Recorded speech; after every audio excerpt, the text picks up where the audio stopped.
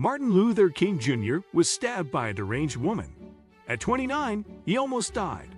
On the afternoon of September 20, 1958, the Reverend Martin Luther King Jr.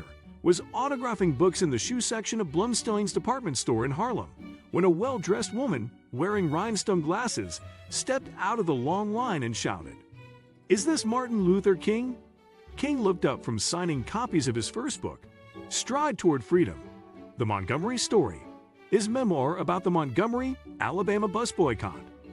The year-long boycott had led to a Supreme Court ruling that racial segregation on public buses was unconstitutional, and King, its leader, was rising in national and international prominence.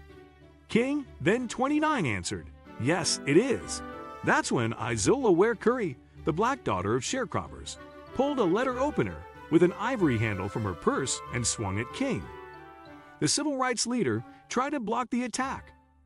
Curry sliced King's hand before plunging a 7-inch blade into the left side of King's chest, according to the Martin Luther King Jr. Research and Education Institute at Stanford University. King, Negro boycott leader, stabbed here, blared a September 21, 1958 headline in the New York Daily News, which reported that the police had arrested Curry, 42, outside the department store as she was trying to get into a taxi. A passerby quoted her as shouting, "I've been after him for 6 years," according to the Daily News. "I'm glad I done it." Detectives said she apparently was a mental case, according to a 1958 Associated Press report, and had a loaded pistol concealed in the front of her dress. Amazingly, a photographer captured an image of King immediately after the attack. The photograph shows King sitting in a chair, with the letter opener still in chest.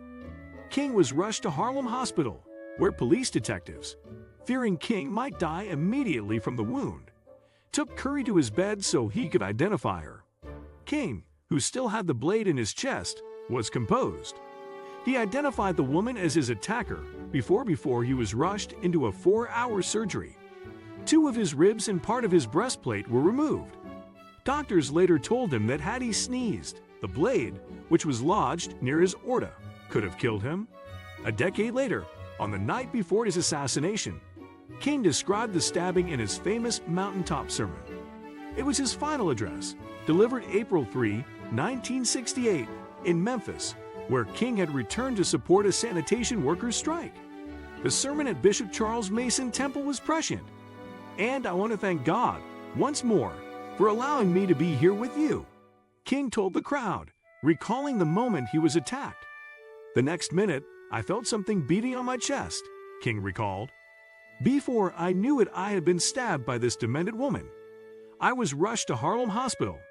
It was a dark Saturday afternoon, and that blade had gone through, and the x-rays revealed that the tip of the blade was on the edge of my aorta, the main artery. And once that's punctured, you drown in your own blood. That's the end of you."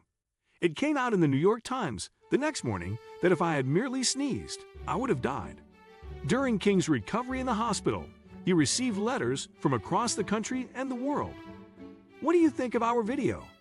Let me know in the comment section below. Before you go, please hit the like button and subscribe to my channel. Thanks for watching.